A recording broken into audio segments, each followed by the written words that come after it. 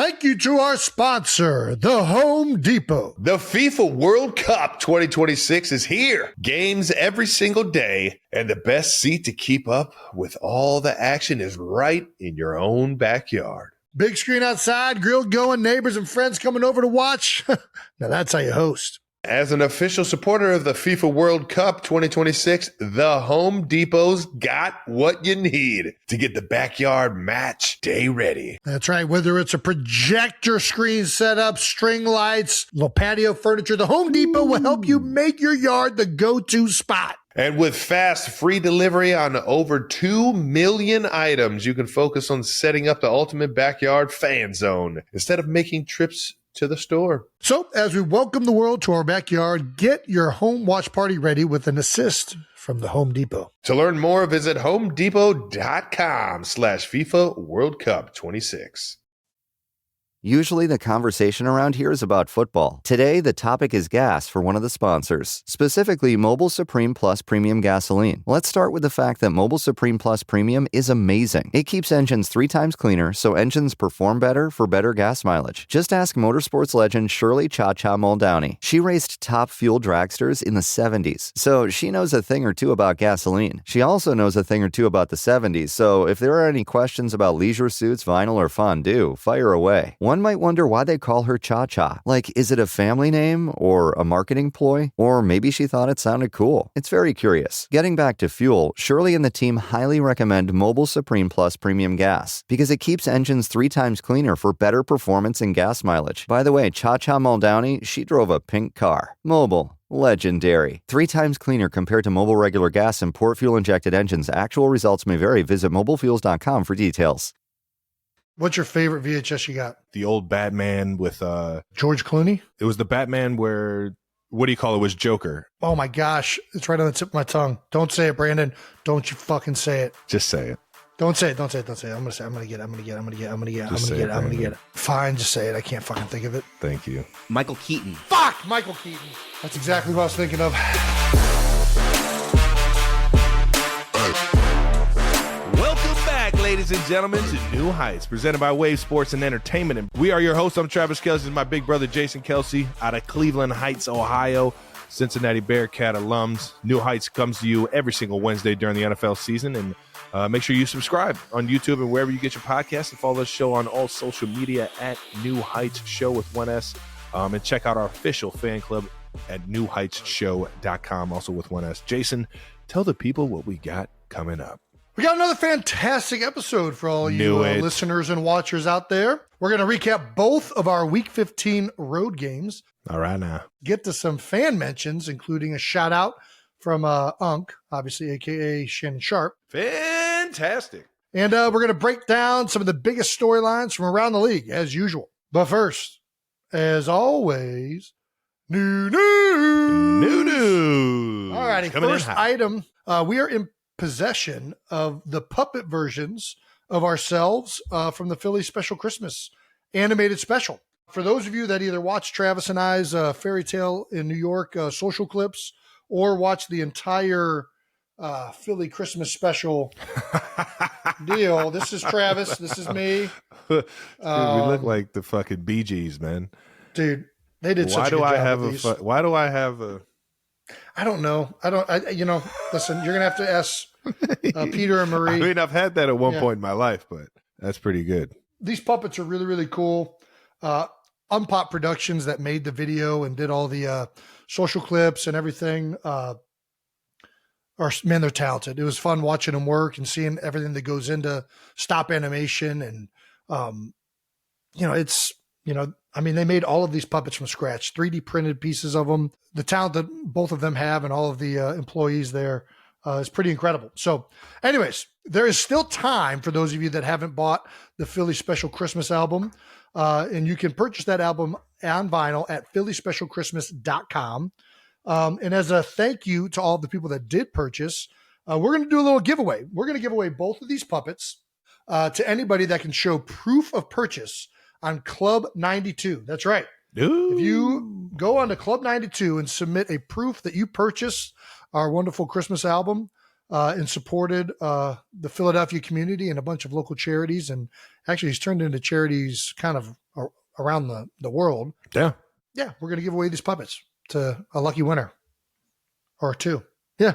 Well, you guys were kind enough to donate to 87 to Run as well, knowing that I got in there and sang like a little church boy. Did a great job. Yeah, that was very cool. Very kind of you guys, man. We'll make sure it gets injected right into the Kansas City community. Yeah. And actually, anybody that's on the album gets to choose a charity of their choice. So, we have a lot of wonderful musicians that contribute their time and talent to making this whole thing possible. And, we've ended up raising a lot of money now 2 years in a row. And we try to make it so that everybody that's on the album has something that the money is going towards that's very near and dear to them. So, well, it's awesome. You guys are doing it the right way, man. You guys are doing it the right way. Well, the next set of new news is a dessert has been named after us officially. That's right. Hey. First, we were a sandwich, and now we are a dessert. Huh. Yeah, we've been inspiring menu items at local establishments, and 92% on the New Heights Reddit page let us know that Kelsey clusters are officially on the menu. Hey, it's got a ring to it. A Philly area bakery called Too Sweet Boutique. That's right. Okay. Right now, up there in Deptford, New Jersey. Deptford, New Jersey. There you go, man. Nice. And I'm not gonna lie, I would fucking crack. They look delicious. Those look amazing. Yeah, I can't believe this isn't a thing. These are outstanding. Or I guess it's a thing now. You throw Reese Puffs with anything, and I'm game. I also like when like chocolate bars have like a crunch to them. Like there's something about like you need that bar crunch or Kit Kat wafers, things like that. So this feels like it's a really good pairing. Yeah, I got to try some of these suckers out. Too Sweet Boutique. Thank you so much for supporting and being creative and innovative and making some delicious treats. Yeah, they shot at us on IG actually. Well, they tagged us on IG actually saying the Kelsey clusters inspired by the Kelsey brothers' favorite cereal, Reese Puffs, coated in chocolate and drizzled in peanut butter. Ooh, those are definitely a touchdown. Well played with the football pun. That's nice. That's nice. Well, Jason, get your ass over to Deptford and Two Sweets Bakery. Yeah, I can't wait to try some of these. Let's get to some fan mentions of the week. All right, now from user Epitome of ADHD, which I'm sure we can all relate to at some point in our lives. Hey! On the New Heights Reddit page, a friend of mine went to Heights High. Yeah, Heights High! Heights High! Yeah! Let's go fucking Tigers. Tigers, baby. Has Jason's flip folder from marching band. No way! Oh, this is gold. You fucking... Dude, what? You played saxophone in the marching band. You played a bunch of different instruments though. Like you could play you were taught the saxophone, and then once you learned how to read music, you kind of taught yourself how to play other instruments. I played a few other instruments. I played saxophone. Barry sax was what I played. First of all, let's get back to this.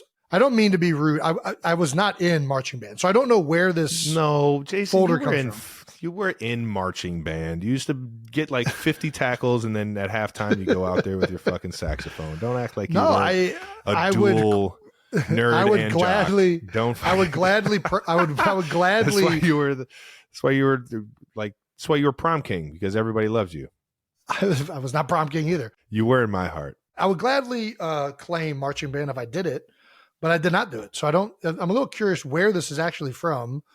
If maybe Cleveland Heights is just printing my name on things. I don't know, but dude, no, that's a classic. Like you could tell that folder's been through the attic somewhere. You know what I mean? Like that doesn't look like it was just printed yesterday. Yeah. I don't know. I know it's not from marching band. I was in jazz ensemble. Maybe one year you were like, I'll do marching band, but like, was there like a special event, like a pep rally or a... No, so a lot of band instructors make the football players play marching band, but shout out to Mr. Baker who played football. He firmly believed that football players should be in the locker room at halftime, going through halftime adjustments. So he never forced football players to do marching band, which I always appreciated. Shout out to Mr. Baker. All right, Mr. Baker. But I did do symphonic band. I did do jazz ensemble. I played baritone sax. That was my main instrument, but I also learned bass clarinet, screwed around with the trombone in the jazz lab for a little bit. That's crazy. We already talked about the African drum incident that I would play at lacrosse games. Dude, legendary. I even, I hate to admit this, but I did play a little flute on one of the jazz songs. What do you hate to admit that for? What do you think? It's not the manliest. It's not a manly instrument. It's not. I wouldn't describe it that way. But you know what? Just because it's high pitch.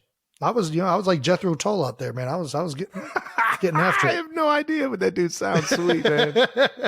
We have to look it up, man. If you look up Jethro Tull, some videos. Jethro. Well, you know the scene in Anchorman where he's playing the flute. That's after. I'm never prepared. What do you say? Like, I'm not even prepared. I haven't played in so long. That's classic. That's from the band Jethro Tull. I forget the main guy's name, but either way. Well, this is awesome. Even if it's true, not true, I love the fact that there's Heights Eye artifacts of Jason Kelsey playing in the marching band. You did do a little bit of pep band, though. I feel like I remember you being in the pep band for basketball games, or were you just up there with the pep band? No, I was just up there because those are my boys, and they were letting down some funky beats in the Heights pep band. Some Masterpiece, some Spotty Dopalicious. Excuse me, let me say it right this time. I think it is Spotty Oddy. No, it's I always he says it in the. He says it in the. You called me out on it and literally pulled the phone out. Maybe, yeah. It's Spodioti Dopalicious. Either way, though, they definitely we had some bangers as a pep band, and basketball. We were pretty good at basketball. It was great at basketball. Coach Cap transitioned right over to Barry Egan. I just remember you screaming at me like an older brother one time during like a free throw. Like yelling at me to make the fucking free throw. Everyone's just dead silent, just waiting for me. I missed the free throw. I just hear from Jason, "Make the free throw!" I'm just like, oh, damn it. This asshole up there in the fucking top of the stands. Nah, man, it was electric. Good old high school memories, man. We actually have another Heights High shout out from user UT Pyro, Pyro.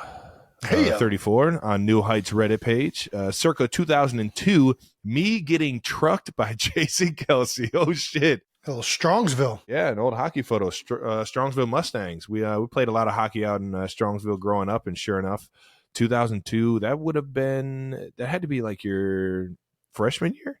I was only number 27 my freshman year. Then you went to 13, right? You know it. That was always my number. Yeah, I thought so. Friday the 13th, scariest dude on field, on the court, on the ice. I mean, as you can see, labeled the enforcer. You circle him on the scouting report as "Do not fuck with this guy," or you will get trucked, like our pyro buddy right here. Yeah, this is actually from there's a website, shutout.com, that there's two brothers, Nate and Gabe Schaefer, that have been like chronicling Cleveland Heights hockey for a long time, like far predating me. And the pictures are still up. The rosters are still up. Matter of fact, if you go to that year, 2002, on shutout.com, you will see a startling image of what I looked like as a 14-year-old. What do you mean? The greatest center of all time? NFL Hall of Famer? That guy? We're going to find that guy? It's pretty cool that you can go back and look up all that stuff. They still got all the guys that we grew up with, all the coaches. Yeah, Gabe was awesome for doing that. He did some football games with some other sports too, but he was all in on hockey. Well, he used to do all the Heights sports with Gabe.com, and then they kind of now just do the shutout.com. But I don't know if Gabe is still a part of it, if it's just Nate, but either way, both of those guys really paid a service to the Cleveland Heights community by keeping this stuff up and running. Shout out to both of you guys. I do not remember that game, but I went back and looked it up. And we got killed 7-0 or 7-1. Yeah. I scored my first goal in that game. First high school goal. Really? Do you remember how you scored it? I don't, but I was a defenseman, so I'm guessing it was a slap shot. You were a defenseman? My freshman year, yeah. Dude, no way. I promise you. Me and You're Nate. A center. Nate how dare he? You're a center in every sport you play. Don't ever get it twisted. Don't ever. Lacrosse, center, midi. Hockey, center. I played wing Football, mostly. Center. put this guy in the middle. All right, he's gonna clean up the trash in the front of the net. Yep, it's true. He's gonna fucking get into the fucking boards in the corners and fucking body somebody. He's gonna back check. All right, that's enough of Cleveland Heights is reminiscing. We've touched on that enough. Let's get to our last fan mention, which comes from New Heights favorite Unk. That's right, Shannon Sharp posted a TikTok of himself unboxing a special True Colors package that Travis and the team sent to him. Unk says he's unboxed a lot of gifts over the years, but this is the coolest thing he's seen. So shout out to the True Colors team for making this really special. Yeah, I'll tell you what, and it's always kind of a surprise to me on how the boxing is going to be, because we do this during the football season. I kind of thumbs up the exact sweatshirts and all the attire and all the actual designs and everything. And I'll tell you what, teaming up with the Chiefs has been awesome with this. Everybody with True Colors that's been involved has been amazing. Shout out to Danny. It's just been an absolute blast, and seeing friends and family all over the states unbox these and have some fun with it. And everybody knows Shannon Sharp's a Denver Bronco, man. For him to have the decency to unbox Chiefs, and I'll never expect him to ever wear this. maybe if I get the pleasure of going into the Hall of Fame, I might. He made sure that the Broncos shirt was on. He did it the right way. He did it the right way. Broncos fans better not fucking say anything. All right, and Chiefs fans just be grateful that Unk blessed us, man. And Shannon, we always fucking thank you, man. You're the best, dude. And thank you to the Chiefs and everybody that works with me on True Colors. You guys outdid yourselves with this one, as Unk would say. And you can, I think you might be able to still go and get some at the team shops in KC. Oh, nice. Let's move along to some no dumb questions. All right, now it's time to answer a few not dumb questions, because there's no such thing as dumb questions, ladies and gentlemen, just dumbass people. Hey, all right, now, if you can't get on board with that, I don't know what your life morals are. No Dumb Questions is brought to you by our friends at Accelerator Active Energy Drink. There we go. Peach Paradise. There's a few new flavors out. You got the cherry ice pop. Cherry ice pop, yeah. Ooh, you get an ice cold cherry ice pop. Little tropical punch. The new flavors, cherry ice pop and tropical punch, are only available at drinkaccelerator.com. So make sure you guys check out the website and get accelerated. But moving on to no dumb questions, at Joe DeFran on Twitter, at New Heights. Why don't players squirt their own water? No dumb question. Hashtag no dumb questions. That is such a good question. I mean, honestly, somebody comes up to me with it already right here, and all they got to do is they just go around from person to person and just do you want one? I can shoot you real quick. And it's it's way easier than handing the bottle and handing it. I don't know. It's maybe not that much easier, but it is convenient. I will say this. Yeah, I think this typically happens at a TV timeout or something like that, where you're trying to be efficient and get water to as many guys as possible before the timeout's up. So you kind of just know when somebody reaches up to squirt you to open up your mouth, and then you just get squirted. Yeah. Yeah. But you don't always, they don't have to do the squirting. You can do the squirting sometimes. But, when you develop a relationship, you just know when you're about to get squirted on, and you open your mouth to make sure that you get, yeah. You got to have a good relationship with this person squirting. Yeah. You don't want to just be letting randos squirt on you. Yeah. You got to make sure you know who you're dealing with. Then it doesn't feel as... a trusted, trainer, coach, individual teammate. I'll let a teammate squirt me sometimes, but that's just a good teammate. I'm Trainer Trav, man. I'll squirt you guys if you need one. I'm Trainer Trav. I'm Trainer Trav. I have that in my fucking. Trainer I got that Trav. fucking. I got that thing right on the hip. Just need one, dude. Yeah, I got you. There's something that feels good about giving somebody a squirt. It feels like you're doing them a solid. I'll get you a squirt. Hey, you want some? I'll give you a squirt. Dude, have you ever trusted someone to squirt you and they just fucking miss your mouth? Yeah, it's the worst. My pet peeve. So these Gatorade water bottles are fantastic, but sometimes they don't screw the lids on all the way. It pisses me off when they just right down. Come on, guys. We embarked on this avenue of trust. I opened my mouth to accept your squirt, and you dumped it all down my chest. Oh man. Squirt me where I wanted to be squirted. Yeah. Moving on from at Groovy Girl 858 at Club 92. Favorite Christmas movie? I mean, you can't go wrong. And also, is Die Hard a Christmas movie or not? Settle the debate once and for all. So where are we going first? Are we going Christmas movie or Die Hard first? Die Hard. We got to just knock Die Hard out. Just knock Die Hard out. Yeah. Die Hard's not a Christmas movie. It's not a Christmas movie. I mean, it's a movie you should watch around Christmas. Well, what's the difference? Well, it's not a Christmas spirit movie. I wouldn't say it's a Christmas movie because you can watch it at any time of the year. It's not strictly a Christmas time movie to watch. Die Hard is acceptable to watch anytime. Correct. You can't watch Christmas Story in, March. Cannot watch that shit in July. No, you can't. Yeah.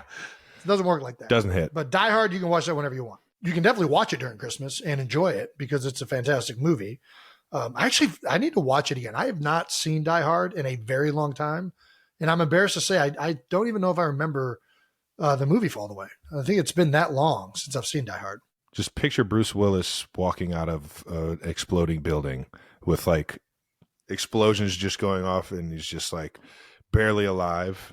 That's the whole movie. All right, fair enough. He kills it. I'm kidding. They did make 5 of them of him doing that exact thing. What is your favorite Christmas movie?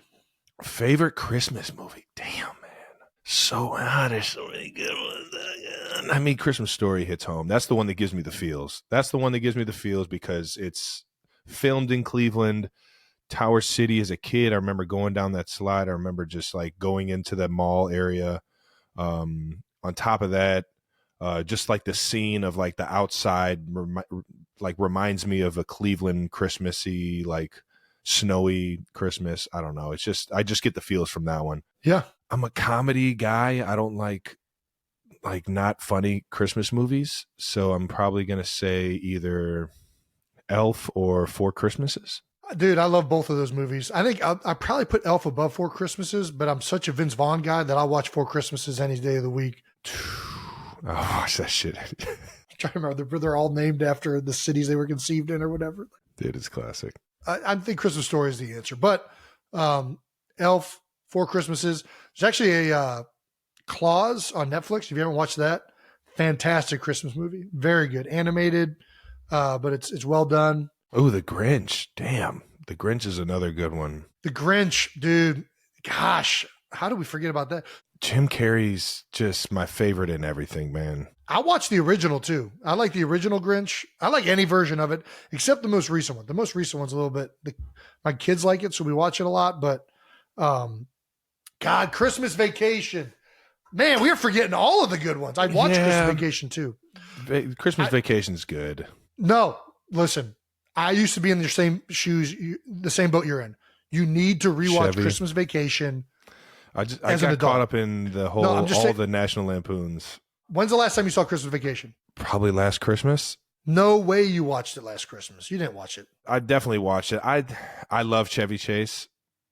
I just like Vegas Vacation so much more that I Vegas can't Vacation is good. I think Christmas Vacation is the best one, but I didn't really appreciate it when I was younger because I think I didn't get a lot of the humor. I didn't understand it. Oh, it's so much better as an adult. It's fantastic. I'll give it a Vacation shot. is great. Home Alone. Home Alone is another one like. I love it. I can't say anything bad about it. If you put it on, I'll watch it right now. But in terms of like my favorites, I just like a little bit more comedy. Bad Santa, not that much comedy. Bad Santa's all comedy. That's it. That's what I'm saying. Not that much. You know what I mean? Bad Santa, I mean, it's legendary though. Billy Bob. Jingle All the Way. You can't go wrong with Schwarzenegger. Schwarzenegger, get fucking guy. You can't go wrong. There's never been a Schwarzenegger movie that I have not enjoyed watching. All right, you got me there. Just something about the guy. That does it for No Dumb Questions. Thank you guys for throwing it in there. Die Hard is not a Christmas movie. If it is, then so is Four Brothers. You can throw that one in there as well. All right, let's get some bold topics there, Trav, to wrap up Week 15, starting with the fun one that we're going to talk about, the Chiefs-Patriots game. Chiefs 27, Patriots 17. You guys are back in the win column after some frustrating weeks. How's it feel, Trav? Fucking exhilarating. Gosh, it must. I'm sure. I'm I so don't happy need to rub for it you. in. I love you. I love you. But I good. can't wait for you guys to win this week. you can get off the train, man. The L train sucks. Fuck that. Oh man, not a fun train to be on. But it was not an easy one. And I'll tell you what, right now we were able to put up some points, man. We played together. We played a pretty good team, well-rounded team game. All three phases getting after it. Got some turnovers. Unfortunately, we just still got to keep cutting back on the turnovers that we're doing on the offense. But at the end of the day, we came together as a team. We found a way to win, and that's all you can fucking ask for, man. Yeah, man, you guys sure did as a team. Pat threw the ball to 9 different receivers in this game, with rookie Rashee Rice leading the way. Rice had 9 receptions for 91 yards and a touchdown. With 7 touchdowns on the season, Rashee now has the most receiving touchdowns by a rookie in Chiefs franchise history. Yeah, pretty awesome, man. I'm proud as hell for him. Of him, man. He's slowly been taking more and more responsibility as this year's gone on, and him and Pat have been able to, up to this point, even create a great relationship and a great, common ground in big key moments too. I'm talking about third downs when we need it most. I think his games are going to keep growing. And I think Coach Reed does a great job with young players. I know because he helped me out a lot as a young player, but he's going to keep putting Rashee in great places and great positions to have success in utilizing his skill sets moving forward, man. And I'm just happy for him that he's finally, I don't know. It just seems like he's taking a lot more ownership, definitely throughout the week and during the games. And man, I'm excited as hell for him. Yeah, he's having a tremendous season. He's also second in most receptions in franchise history by a rookie with 68, trailing only one receiver with 70 in their rookie year, which we both are very aware of, which is Dwayne Bowe. Somewhere over the Dwayne Bowe, baby. That's my fucking dog right there. He was man. A beast when we were just coming into the league. You know it. The pride of LSU, the pride of South Florida, man. That's it's one of my favorite teammates of all time, man. It killed me to see him go to Cleveland. But I'll tell you what, man, he did an unbelievable job my first couple of years of just fueling me with confidence to be myself, come into the building and be myself. Don't be uptight, even though it is a serious job and anybody can get hurt, man. You just got to have fun every single day. And Debo he had more fun than anybody. And he fueled everybody around him, man. Well, Rashee Rice was not the only one to have a big game. Jet McKinnon and Clyde Edwards-Helaire. It looked like it was the backs were getting involved in this one, man. GBC. Yeah, man. Good brother Clyde. Oh, yeah. He went airborne for a touchdown. Go ahead. I saw that, yeah. Jet finished with not only one receiving touchdown, but a passing touchdown. That's right. The play that everybody is talking about that Andy somehow got from a black and white footage from what year did he say it was from? 1940s. 1940s. It's so funny in introducing these plays because it's always from a TV copy of a game that you really you can barely see where the guys are lined up. And when you press play, it just looks like commotion.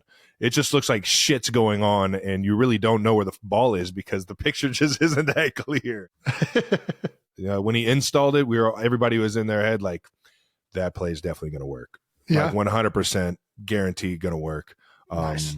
Love having those ones in. And we've been working on it for probably the past 10 weeks, I would assume, thinking about where we are in the season. Letting it marinate, making sure that making sure we got that thing down ready for perfect. all the different looks that could possibly happen. You know what I mean? Yeah. And then just at the right time, and sure enough, we've been handing it off the entire time. And for some reason, Jet decided to toss it. I've never seen that play where he wanted the passing TD. He's like, hey, if I toss this, I get a passing touchdown. I'm gonna have to ask Jet. He's got some improv to him. I've tossed him a few laterals in my day.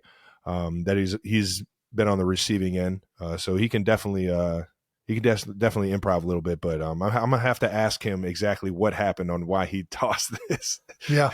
And if it's for the passing touchdown, I mean, I respect it, sir. I respect it. You got to get that on the stats. Well, whatever made him toss it, it worked. With 1:30 left in the first quarter, it's 1st and goal. Pat is crouched down next to Jet, who is behind Creed Humphrey, and takes the snap. Oh, wait, no. Takes the direct snap from Joe Tooney, not Creed Humphrey. Oh, my gosh. I didn't even realize that when I was watching it. Big Toon, he can do it all. All 5 positions. Dude, he is a beast. Very not enough people know about Joe Tooney. I'll just say that. Been one of the best for a while. They should, yeah. fakes the pitch to Mahomes, then flips it to Rashee Rice, who runs it for a 4-yard touchdown. Next up, Clyde Edwards-Helaire, good brother Clyde, has a nickname. Good brother Clyde, GBC, baby. It's not good brother Clyde. It's Chiefs Twitter is calling him Air-a-Lair. Dude, I had a front row seat to this catch. If you guys didn't see me out here getting locked up in the corner, watching Clyde just go up and moss this dude. He was floating in the air for about what felt like 5 seconds. Yeah.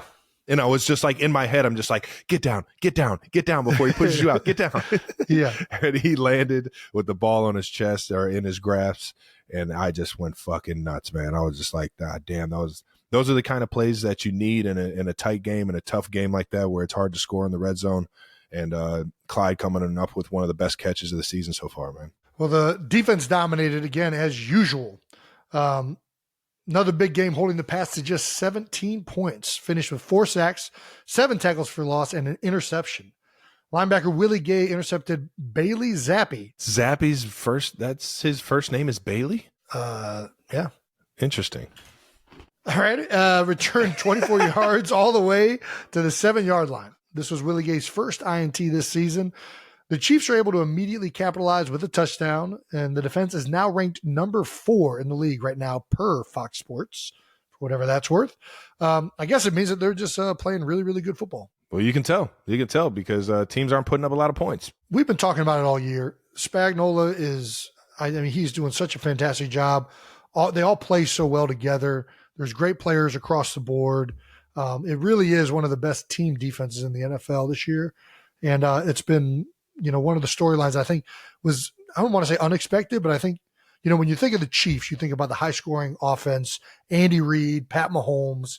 So this has been one that I think, people have been surprised with a little bit. But I'm sure you guys, not so much. Not so much, yeah.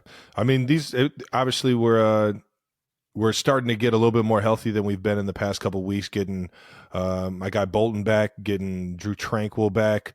And Willie's been in there playing his tail off, flying around. And him getting an interception this week is just rewarding him for how many plays he's been making in the run game, man.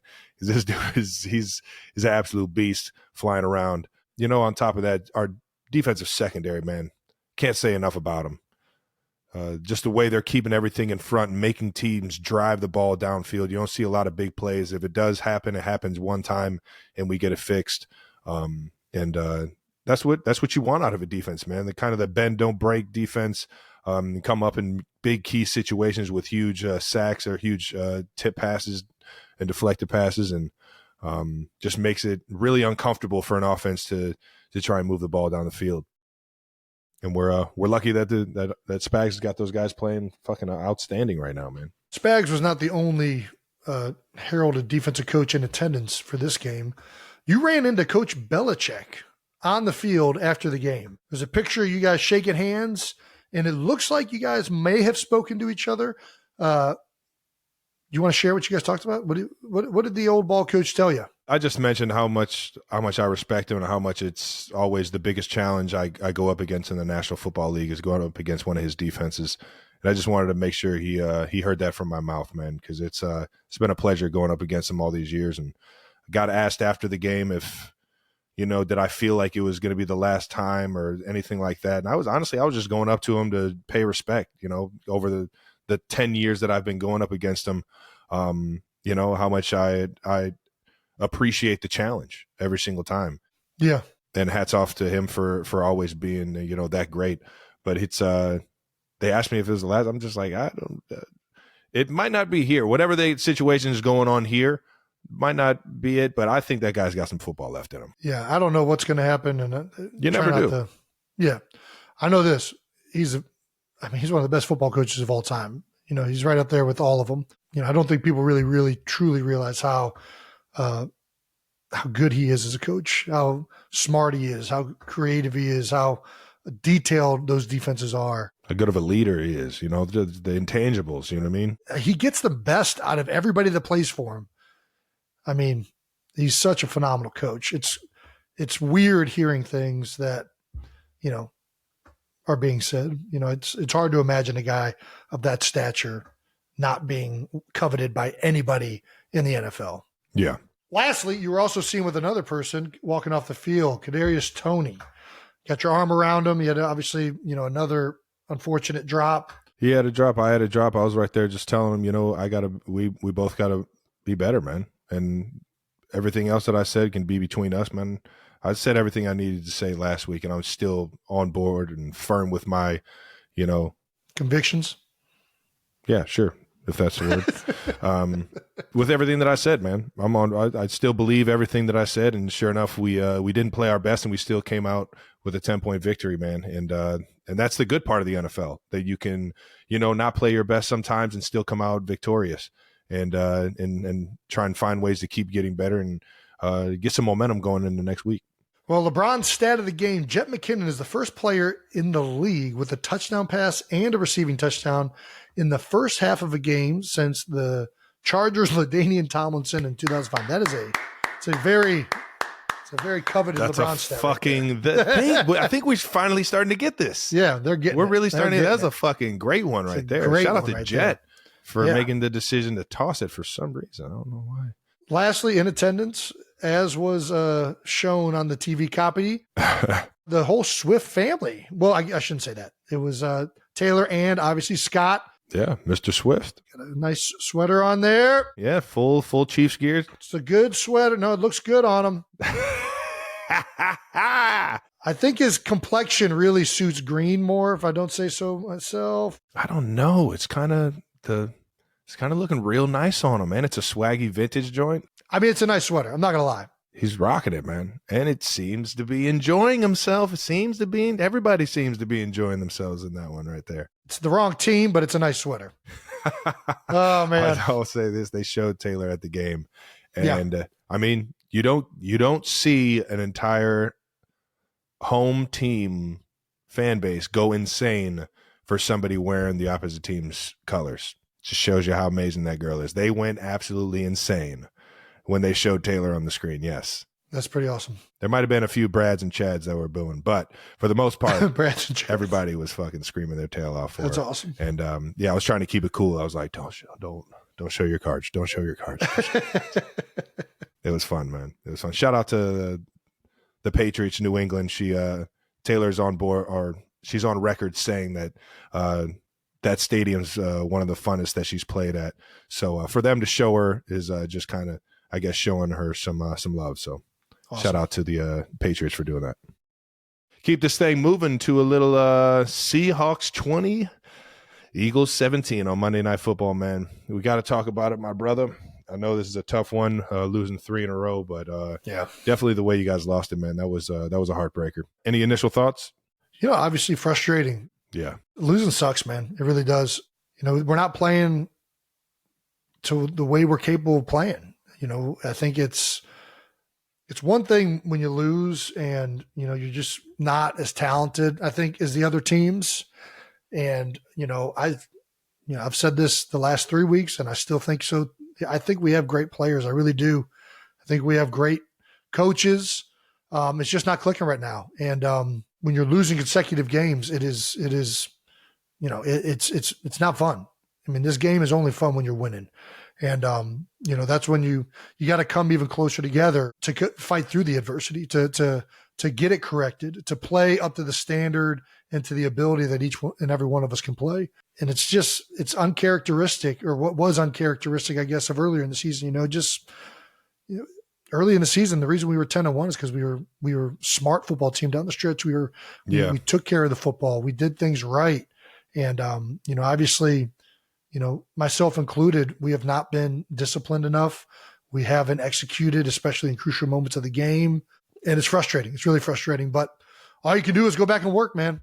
Yeah. I have solace that I know for a fact we got great players and that we can play a hell of a lot better than what we've put on tape the last few weeks. So look forward to continuing to work on that this week. Well, like you said, it's spotty. It's not that you guys are playing just absolutely terrible the whole game. You guys have big time drives where it looks like you guys are all in sync and it's just working great. And both offense and defense. Yeah.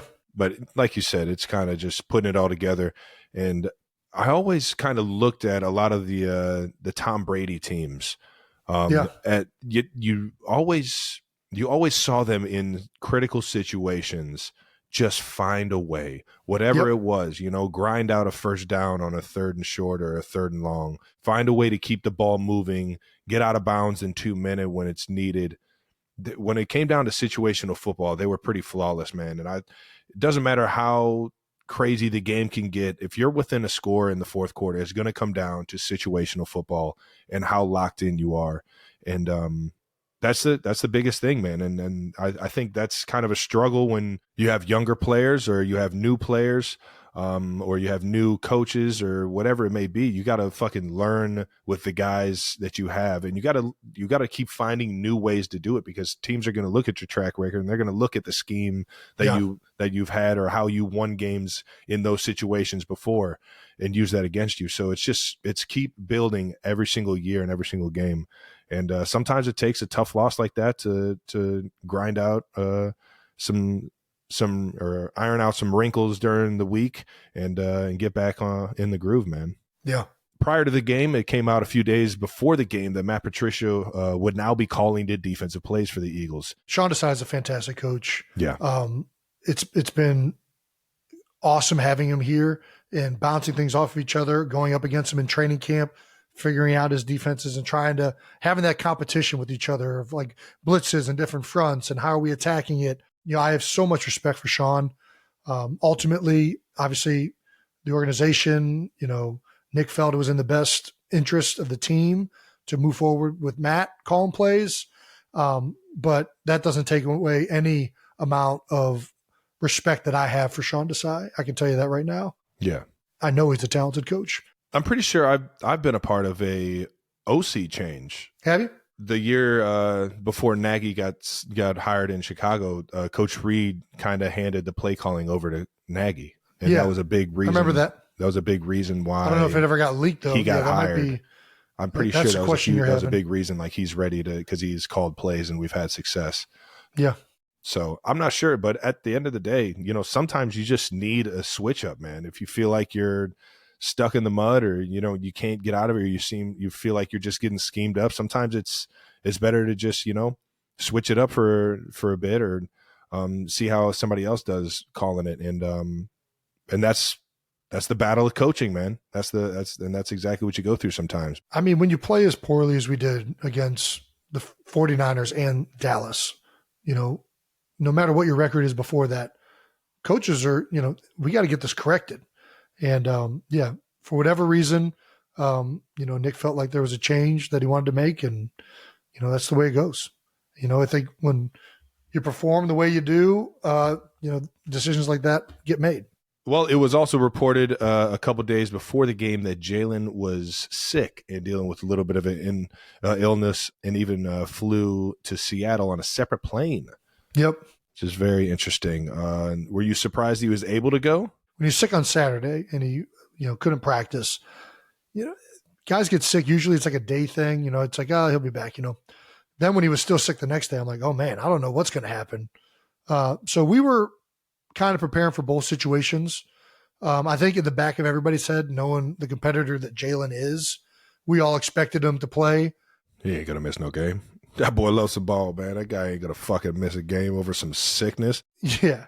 But I mean, you got to be wearing white pants and shitting all day for me to not want to go out there and play. And even then, you know what I'm saying? You got to make it do what it do. Yeah. So I think we all expected Jalen to play just because of the type of competitor and the guy that he is. But we were ready to go if he couldn't go. Mariota was prepared and, got work with him throughout those couple days there. Let's just talk some post-game quotes here. Coach Sirianni, in quotes, saying that we just needed to pull away in that game, and we didn't.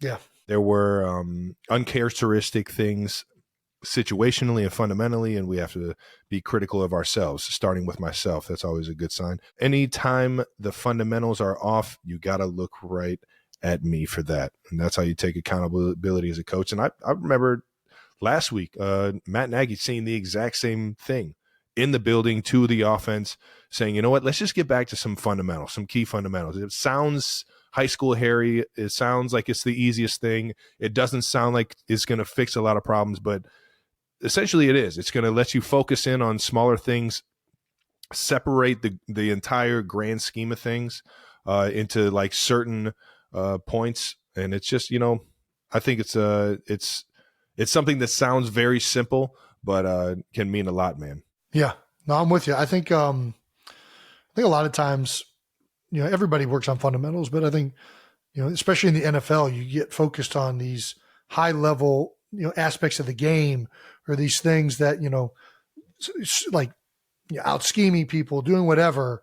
And, really the thing that allows you to be successful is the fundamentals. That's what allows each and every person to be successful on the play and do their job. And it's real. When I tell you I've been in the league fucking 11 years, and as the season goes on, you don't get as many reps, which means you aren't practicing the fundamentals or as many of the fundamentals as you had been during training camp over the summer leading up to the first couple of weeks in the season. You just don't get all those reps to run all the routes, to get all the looks in the run game. Yeah. So you either got to take that accountability on yourself, or you just got to be a pro and focus on the little things and kind of break up an entire play into like small increments of different focuses or what you're focusing on. It's being a pro, man, and sometimes just getting back to the fundamentals is everything you need.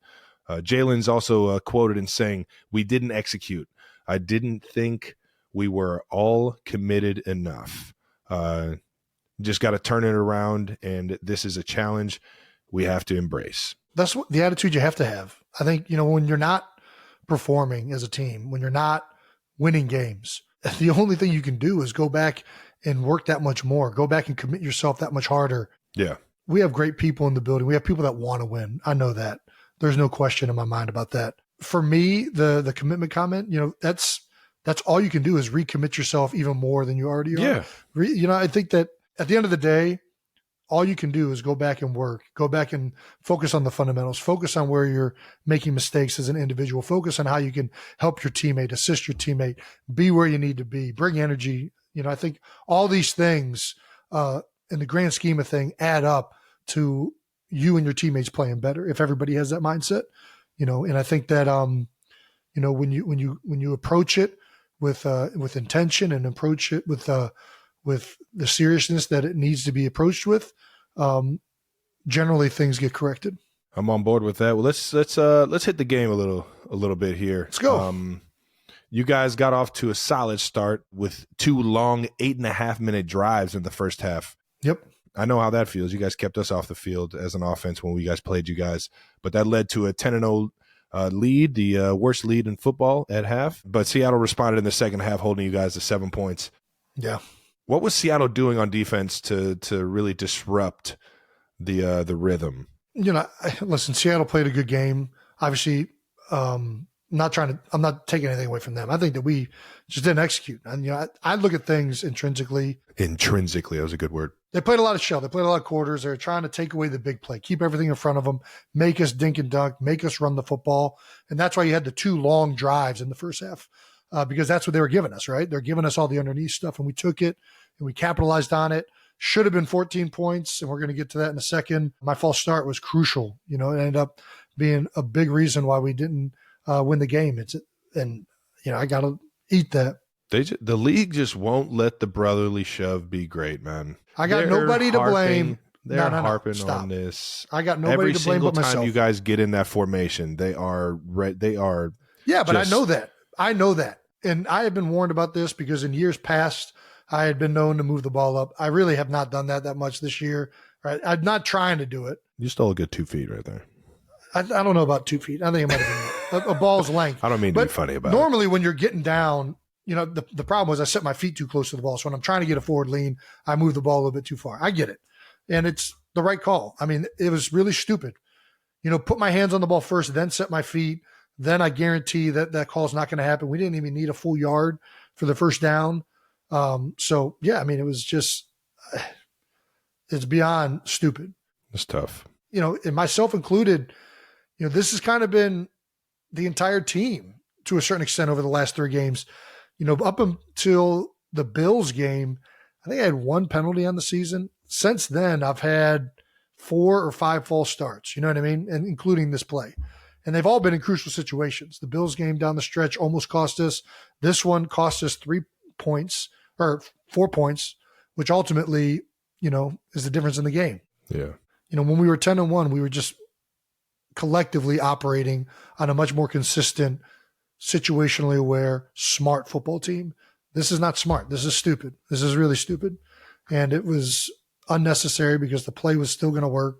So I got to be better than that. Back to what Seattle was doing. I mean, that was their name of the game. They wanted to make us, they wanted to take away the big play. We had some big runs, but they definitely took away some of our explosive passes. I feel like that's been the entire league. Everybody's been kind of playing that style of defense because it's just the safe way to do it. Yeah. I don't know. It can get frustrating, it can get tough, but at the end of the day, you just got to turn into that grind mentality kind of team. You got to have ownership and have pride in being a team that's just going to grit you out. We're just going to find ways to keep getting first downs, whether it's 3rd and short, 3rd and long, and just keep finding ways to get the ball down the field and get a fresh set of downs. Yeah, even though that's frustrating, I'll tell you what, when you win a game, when you're just doing that, it's just a gratifying feeling, man. Yeah. Well, down to the wire, the Eagles get the ball back with 28 seconds and their timeouts, but the drive ends on an interception with a deep pass. I'm not going to lie, man. I was watching the game sitting there like, I just got a feeling Jalen's going to fucking just dial some shit up right here. They're playing prevent. He could use his legs. Well, that's what he did on the first one. He scrambled and got about 15 or so on it. Yeah. Give me a timeout. You guys are just going to fucking drift back. Let me go ahead and use these legs, and gave his guy a shot. Maybe underthrown just a little bit, but either way, that the safety came from middle of the field and made a tremendous play on the ball, getting his toe just to barely touch the fucking turf while he gets his other foot in bounds. Tough way to lose the game there at the end, especially with Drew Lock throwing a tutty with one-on-one coverage with less than a minute left. I mean, Seattle, like we kind of just talked about, just in critical moments, just ended up making the plays, man. Listen, I know I just said that I like to look at things intrinsically. I always look at it from the lens of the Philadelphia Eagles. They made plays. That was a hell of a pass by Drew Lock. Both of the interceptions that kid made were impressive plays on the ball for a DB. Very impressive plays. Yeah. Hats off to those guys for making plays when they needed to make them. Well, we got a LeBron stat of the game.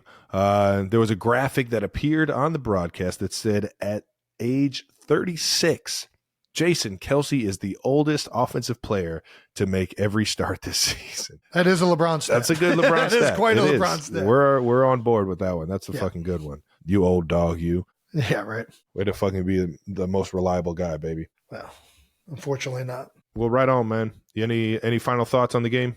Listen, I'm just looking forward to getting back and working with my guys. I'm with that. I think it's losing sucks, but I know we're a hell of a lot better than what we've been showing on tape. And I know that there's great people in that building that I look forward to getting this corrected with, going out there and fighting. Because, I think all this stuff, it sucks right now, but that makes it that much better when you get it corrected. Whoo, you ain't lying. Well, 3 weeks left, dog. How about that? Yeah. How about that? It's We're almost already here, man. to Christmas. Playoffs? They're almost here. Playoffs. Wow. It's an electric feeling, the holidays, and then you add the end of the season, just grit to it. And then you just add the excitement of who's going to get where in the playoffs. And yeah. And I'm sure you feel it too. You guys control your destiny just as much as we control ours. And what a fucking place to be in, man. What a fortunate place to be in. And a lot of great players in both organizations. So let's get this shit fixed and let's turn into those teams that we know we can be, baby. Yeah, baby. All right, let's get to some Week 15 roundup. Some quick thoughts to the biggest headlines from Week 15, starting with the shakeup in the Chargers organization. That's right. After losing 63-21, man, for as good as the defense has been playing, these have been some of the highest scoring games between this one and the Dolphins game. I haven't seen numbers like this in a long time in the NFL. 63? After losing 63-21 to the Raiders on Thursday Night Football, the Chargers made the decision to part ways with head coach Brandon Staley and GM Tom Telesco, both of them. The Chargers have some great pieces Who do you think they should go after as the next coach? Fucking, I don't know. Go get like a young, never heard of college coach. You like that route? I don't want a fucking good coach to come into fucking my division, dude. Get the fuck out of here. I hope they fucking hire some jabroni, man. I hope they hire 2 fucking jabronis that don't know what the fuck they're doing. Oh, And we're talking about this in 3 years or 2 years, just doing the same thing, rinse and repeat. I honestly, I got a lot of guys that I love and respect on that fucking Chargers team. Right now, it does not look pretty. And the guys that I feel for are the guys like Keenan Allen, who's just been there grinding it out, putting everything he's got forward, battling injuries, going out there every single week, just and not getting rewarded with wins. That shit sucks, man. And it's obviously more than just him. Khalil Mack, Derwin James. I got a lot of respect for a lot of guys on that team. And losing fucking sucks. And I got a lot of respect for Brandon Staley. And for him to kind of go out the way he did, that shit, it's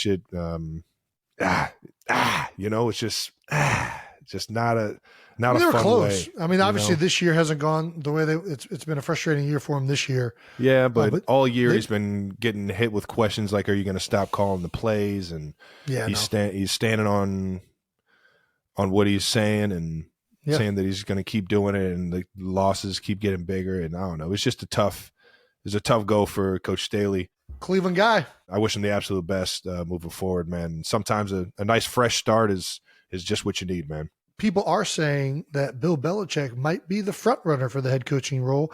Yeah, no shit. Nope. Bill Belichick's going to be the front runner for any head coaching role. Any head coaching role. I mean, what are we talking about here, guys? If he is available, I think everybody's going to want this guy. Yeah. I don't know who they should hire. I think I always like with a young quarterback going with a offensive-minded guy personally. But obviously we've seen the Bill Belichick route work with another pretty good quarterback. So I think that I can see that working out. Nope, I don't want to see it. I hope they get some trash ass coach from who nobody knows. All right, well, battle for the Oilers uniforms. That's right. The Texans beat the Titans 19-16 in overtime while the Titans were wearing their throwback Houston Oilers jerseys. That's we talked about this. You're a firm believer that they should be in Houston. Before. You're a firm believer they should be in Houston. JJ's another person who agrees with us. That's right. We get the uniforms back. That's how it works. I don't make the rules. Sorry, not sorry. Too bad, so sad. I just, listen, I know that the owners own the team and the franchise is part of it, but when you move cities, I think the team name should stay with the city. That's my own personal. They were the ones that bought the jerseys. They were the ones that, spent all the money rooting for these guys. I know that Tennessee had the Oilers for a couple years, but come on, man. That jersey is rooted in Houston history. Yeah. Not Tennessee history. Kind of Tennessee history, but more so Houston. Yeah. That's my own opinion. I'm with you. If anybody should get it as a throwback jersey, it should be Houston. Yeah. 100%. Yeah. The fact that they tried to wear it against them and didn't come up with a win even solidifies it even more. I do kind of like this because there's not really, I think there's rivalry games and there's like, what's a name of I feel like there are names for some of the rivalry games in the NFL. Was Cleveland and Pittsburgh ever named anything? Cleveland versus Pittsburgh? Mm-mm. No. Was this the Cowboys and Eagles? No, it doesn't have a name. It's just a Cowboys-Eagles game. Yeah. Obviously, in college, you have the trophies. Yeah. This would be pretty cool if they decided these jerseys like this. Every time the Texans and the Titans play, one of the teams wears the throwback, and whoever wins it the time before gets to wear it for that game. I think that's a pretty good compromise. That'd be a fun way to throw in there. Just another piece to the puzzle. It'll never happen, but it's fun. It'll never happen. Yep. All righty. Steelers safety DeMonte KZ suspended rest of the season. It is unfortunate, man. KZ was suspended for the remainder of the 2023 season after his illegal helmet-to-helmet hit on Colts wide receiver Michael Pittman Jr. during the Steelers-Colts game. I'm not going to lie. I have not seen this hit. I mean, it's a tough play. tough It one to is a watch. nasty hit. It's a nasty hit because he gets folded up and it kind of, I mean, he's in the air diving for the ball. Yeah, but he's not. What do you expect the guy to do here? Just let him catch the ball and not try and hit him or not make a play on him? I don't know. Like, did he hit him with the crown of his helmet? Not so much. Did he duck his head? Yeah, a little bit. I don't know what you want a safety to do here other than just let him catch the ball. You know, I think he's going in for, him to break up the pass. It's just so hard. I don't think it should be the rest of the season. I don't think this was an intentional, I'm trying to hurt this guy. Well, that's where I'm at. It doesn't look like he was intentionally trying to do this to him. Yeah, I think that's a bit much, man. But the issue with that is is there like a track record here? Because a lot of the times when these decisions get made, it's because there's like multiple occurrences of something. But just based on that hit alone, obviously it's a penalty. Obviously there's going to be repercussions for it, even though it's unintentional. You know what I mean? Like, unfortunately, it's just one of the things of the game. The safety's trying to make a play on the ball. The receiver's trying to make a play on the ball. And, the receiver gets the benefit of the doubt in today's league. And I think it's probably for the betterment of all of our players' health and safety that they do. Yeah. But I also don't think anything of KZ for doing that. I mean, it looked to me, like that's not something. Yeah, a tough football play. I mean, you get caught in some bad positions on the some football compromising field. situations sometimes. And it is what it is. It's football. I just think, and Brady commented on it and said to put the blame on the defensive player all the time is just flat out wrong. I agree with that, man. Yeah, there's just some situations in football you can't avoid, and we all signed the line that says we can get injured playing this fucking game. So I don't know. I think it's not worthy of the rest of the season suspension, but I don't know. Yeah, well, I think if this was a one-time offense, I think this wouldn't be a end of the season suspension. If you look at John Runyon's quote, when players violate the rules intended to protect player safety on a repeated basis, and particularly when the violations carry with them a significant risk of injury to the opposing player, is appropriate to impose substantially greater penalties. So it's pretty clear here. I don't know how many times KZ has done, but it's happened before. But this is a repeated instance, and I think that's why what he's saying. Yeah, the penalty is as great as it is, because just on that hit alone, obviously that's going to be enforced. Yeah, but it didn't look like that was an intentional thing. But if there are, I mean, that's the way it works. If you do things over and over repeat again, offender, man. Yeah, always get hit twice as hard. But I do agree with Brady. Some ownership has to be put on the quarterback to try and protect your teammates as well. We've all seen Julian Edelman's highlight tape. I was about to say, it's an interesting quote coming from Brady. We don't want to go there. Tom's been killing it, man. I don't care what anybody says. He's creating some great conversations out here. He is. Some great combos, man. Fuck. At the end of the day, we just got to know who you can put in that compromised situation. Jules is as tough as they come. Gronk just as tough as they fucking get, dude. Both of them. Are you kidding me? Fuck. And sure enough, they're fucking Hall of Famers because of it. Falcons wide receiver Mac Hollins, good friend of Jason's, arrives barefoot to the Falcons-Panthers game. Took a little page out of Jason's book, going no socks, but Jason's always in flip-flops. You might be overdoing yourself, or he might have outdone you. Hey, if there's anybody I would be happy to be outdone by, it is Mac Hollins. Let me tell you, Mac was in Philly for the early part of his career, and he was a locker room favorite, man. He is a unique individual. He'd be reading books in the cafeteria. He's got his Rubik's Cube. Used to call him Backpack Mac because that was his celebration in the end zone. Put the team on my back. And he was that guy that would do anything for the team. And to see the way his career's gone and for him to continue to be a playmaker and have the games he's had in Atlanta, as well as, where was he at before Atlanta? Was it Tampa Bay? Either way, though, he's been blossoming since he left Philadelphia. And he was, I don't know, he was just a locker room favorite, man. He's just a funny dude, smart, intelligent guy, and he's a talented player. So, and I guess, if he's just working on being grounded. I don't know. What do you do? Why would you walk barefoot into a game?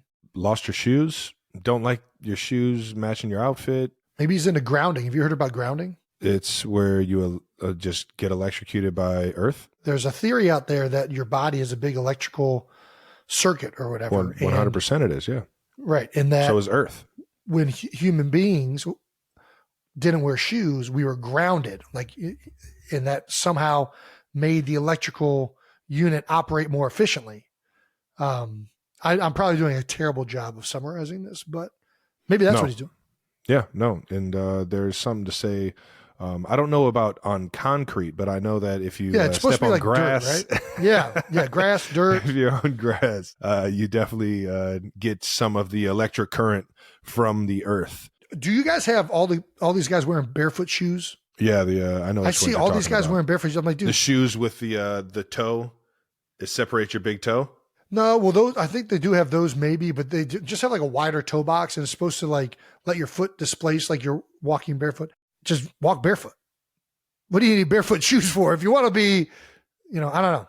Everybody's feet are like soft nowadays. Like I feel like back in the day, you like built up some not cows, Mac you built up some. All right now. Got to have your barefoot socks on with your barefoot shoes. Just go Neanderthal. Just Sockless go full socks. Jason Kelsey. No draws, no soap. I walk around like the biblical times. Very interesting. You ever try to walk on water? I think I might have actually tried to do that once. It didn't work out. Just run really fast. See how far you can go. Let's just keep this thing fucking moving. We don't know what the fuck we're talking about. All righty. Winter meeting rule changes. At the December NFL League meeting last week, a few possible rule changes were brought up for next season. I did not know this. Yeah. Kickoffs could be undergoing a change, as they have pretty much every year at this point. What else do we need to change on the fucking kickoff? It is already not even a real play. It's just like, don't take it away. The ceremonial kickoff. Yeah, exactly. Just make it don't take it away. Whatever you do, do not take away the kickoff. That's going to fucking be so unelectric. Well, NFL executive Troy Vincent says the kickoff is a dead ceremonial play today, and it will be addressed.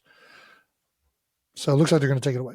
That's deflating. That just deflated me. I don't know what to tell you, Trev. This Christmas sucks. NFL to review controversial fumbling through the end zone rule. Oh, yeah. The league will be taking a look at the rule that takes away possession from the offensive team if they lose a fumble out of the defensive team's end zone. Is the old touchback or? Yeah, touchback rule. I'm a fan of it. I like the fact that it changes. I also like kickoffs. Adds a little wrinkle. Yeah. I also like it when guys launching. Do we just not like rule changes? Are we just the old crusty players that don't like all the new rules? This is 100% us. It's 100% us. I would be okay with this rule if you get to retain possession, but you have to go back to your own 20. I think that's what the argument is. That's what the argument is? Yeah. I could be on board with that, but I still like that it changes position. I can't get on. I like exactly where it is. I like it changes positions. All right, that's fair. The tush push is expected to be reviewed this offseason, but not banned. What is reviewed but not banned? I don't know what that means. Well, Troy Vincent explains. Okay. I think there was a report that either the league office or the commissioner was looking to eliminate this play. That was false. You don't want to punish anyone from doing something well. People have tried different things to stop it, have not had success. Yeah, that's a great point. Yeah, I guess we all thought that Commissioner Goodell was on board with getting rid of it, but it sounds like he's open to just kind of tweaking it a little bit. So we'll see. We'll see what happens with that one. Hip drop tackles. This is one that you and I disagree with, I think, because it's just hard to imagine. Nobody tries to do a hip drop tackle. You're just trying to tackle the guy. But what do you mean? I was on board with you on this. I know we're on the same page, but we're not on the same page with Roger. Oh, Roger doesn't like it. NFL Commissioner Roger Goodell told reporters that he would prefer to see the hip drop tackle eliminated. Hip drop, I would tell you, I think we should all work to get that out of the game. The injury can be very devastating. I mean, I agree if there's a way to get it out of the game, but I just don't know that this is, I don't know. I don't think that this is an intentional thing that happens. I don't know how you're going to stop somebody from wrapping their arms around a guy up and trying to bring him down and accidentally falling on the back of his legs. There's nothing you can do to stop that. I mean, you're going to take away a lot of. I don't get how you call that. It happens multiple times every game. Yeah. if not every single time a running back's getting the ball and running the ball in the middle of the field. Well, and it's unfortunate when the injury, obviously, I mean, it's the same thing when offensive lineman gets rolled up on, right? It's an unfortunate part of the game. And these injuries are devastating for careers. And if there's a way to legitimately get it out of the game, you try to do that, but I just don't know how they're going to do it. And it leads, I don't know is it going to be a penalty? Because I don't know. Even the one where they changed the rule a few years ago of the quarterbacks where like a defensive lineman can't land with his entire weight on the quarterback. I'm not even a fan of that one. Put your fat ass on him. I don't know. I'm with you. We just hate rule changes. That's what it comes down to. We're just crushing.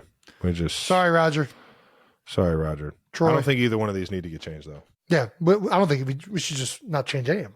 Yeah. I think the game is great. Let's reverse some of these rules. Exactly.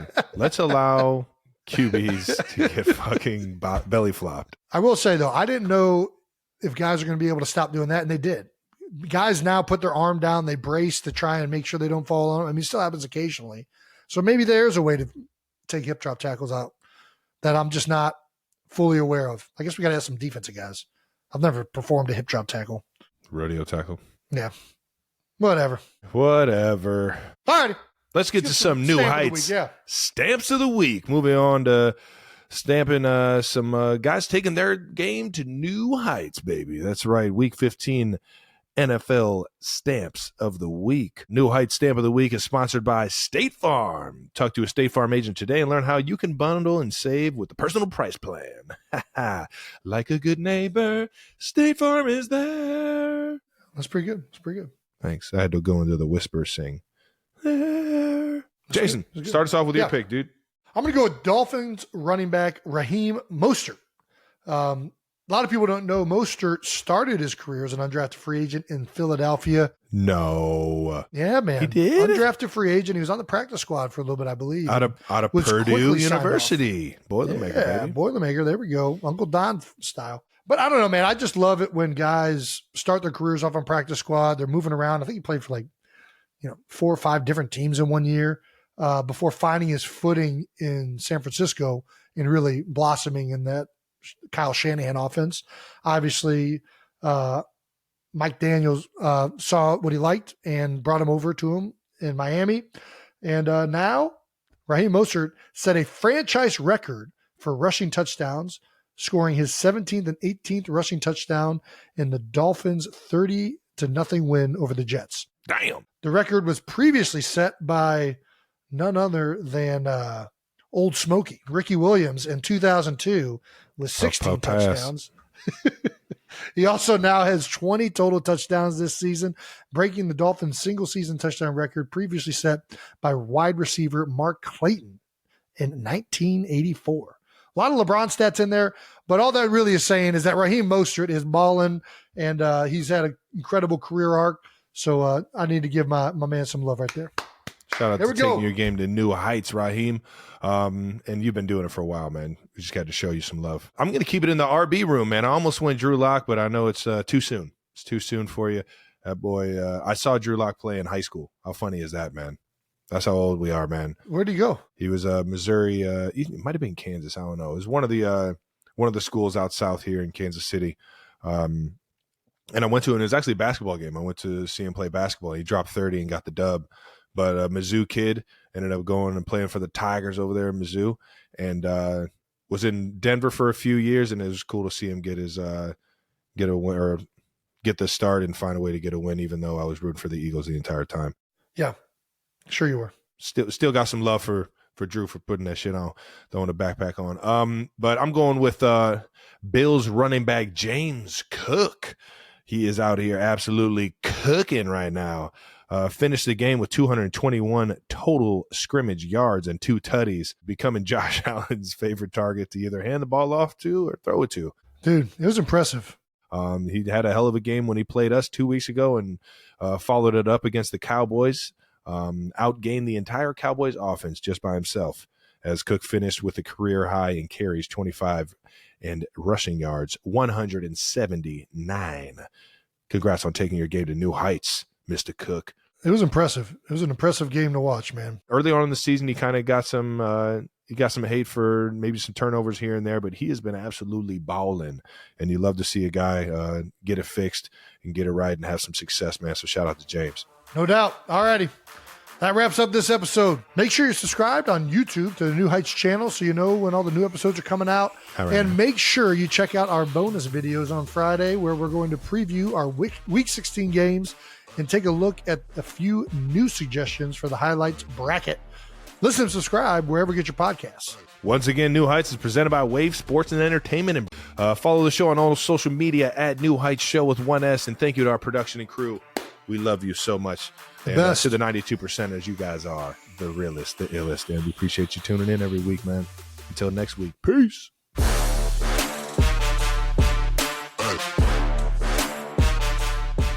Did we do the Christmas movies justice? Yeah, did we do it justice? Nightmare Before Christmas. We forgot so many Christmas movies. Trading Places. That's not a Christmas movie, but it's a great movie. Another one is Mean Girls. It definitely has a Christmas part in it. Rocky IV? Rocky IV is a Christmas movie?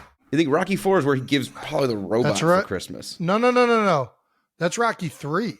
Oh, well, it's fun. It's fun to just talk about.